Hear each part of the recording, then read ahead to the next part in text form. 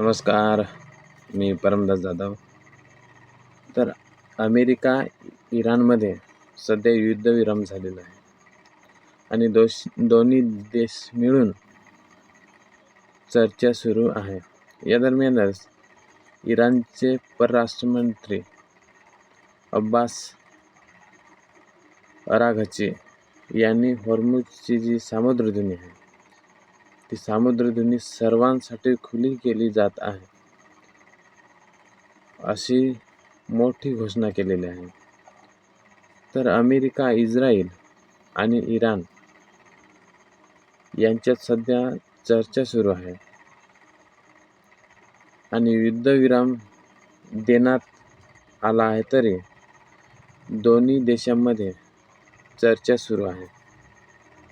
मात्र शस्त्रसंधीनंतरही इस्रायलने लेबनॉनवर हल्ले करत हा कराराचा भाग नसल्याचा दावा केला होता आणि त्यानंतर आता लेबनॉन आणि इस्रायल यांच्यात 10 दिवसांसाठी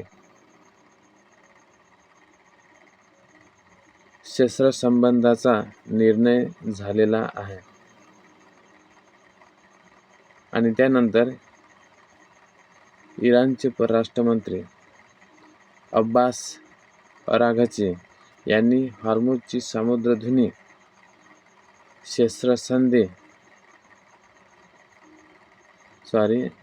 खुली करत असल्याची घोषणा केलेली आहे.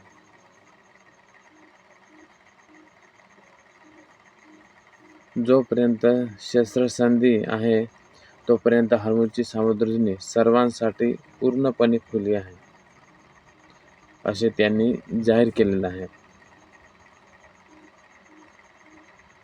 तर हा मार्ग सर्व व्यापारी जहाजांसाठी खुला असेल असे सुद्धा त्यांनी स्पष्ट केलेलं आहे. अब्बास अराघची यांनी एक पोस्टमध्ये लिहिलेलं आहे की लेबनॉनमधील युद्धविरामाच्या पार्श्वभूमीवर युद्धविरामाच्या उर्वरित कालावधीसाठी सर्व व्यापारी जहाजांसाठी हॉर्मुझ सामुद्रधुनीचा मार्ग पूर्णपणे खुला करण्यात आलेला आहे. तर इराणच्या इस्लामिक प्रजासत्ताकाच्या बंदरे आणि सागरी संस्थेने यापूर्वी जाहीर केलेल्या समन्वित मार्गावरून ही जहाजे प्रवास करतील.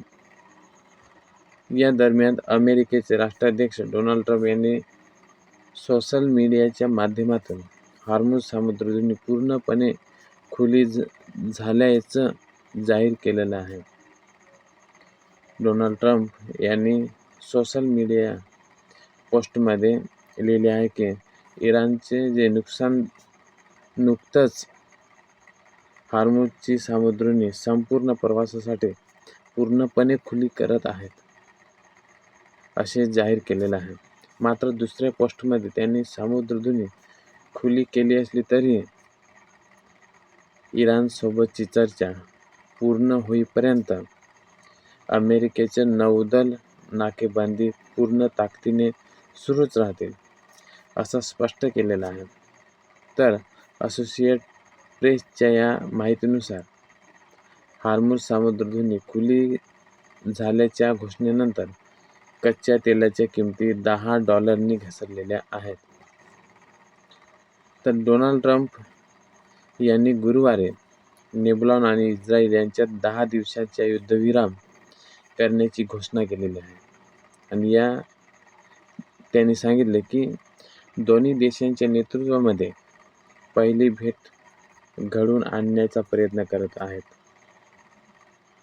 तर इस्रायल आणि इराण यांच्यातील संघर्ष संपवण्याचा अमेरिकेचा प्रयत्न आहे. यामध्ये 2000हून अधिक लोकांनी जीव गमावलेले आहेत. या शस्त्रसंधी त्याच प्रयत्नाचा हा भाग आहे आणि कोणत्याही कराराचा भाग म्हणून लेबनॉनलाही ग्राह्य धरावं अशी इराणची भूमिका होती आणि म्हणून या चर्चेनंतर जी हॉर्मुझची सामुद्रधुनी आहे ती अखेर सर्वांसाठी खुली करण्यात आलेली आहे आणि म्हणून त्याचा आपल्या सर्वसामान्य माणसावर सुद्धा याचा खूप असा फरक पडलेला आहे किंवा पडेल. इथेच थांबतोय. आपल्या जो चॅनल आहे त्याला सबस्क्राईब करा, कारण असेच नवनवीन व्हिडिओ मी तुमच्यासाठी घेऊन येत राहीन. धन्यवाद.